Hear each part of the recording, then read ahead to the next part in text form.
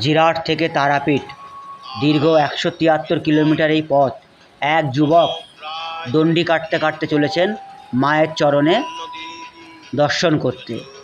রাস্তার দুধারে অগণিত মানুষ তাকে উৎসাহ দেওয়ার জন্য তাকে বুকে জড়িয়ে পরম স্নেহে তাকে বুকে টেনে নিচ্ছে আর আশীর্বাদ করছে।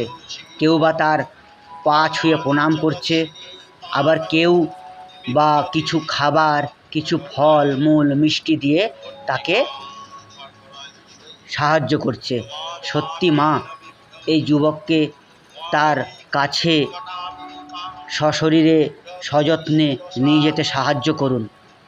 সকলের তো আর এমন সামর্থ্য হয় না যে মাকে এভাবে আমি দেখব। তো যাই হোক, আপনারা যারা দেখছেন তারা সবাই এই যুবককে দূর থেকে আশীর্বাদ করুন, যেন এই যুবক তার কর্মে সফল হতে পারে। মা যেন তাকে তার বুকে ঠিক সময় মতন টেনে নিতে পারে। তো যাই হোক, এই ভিডিওটি এখন শেষ করলাম।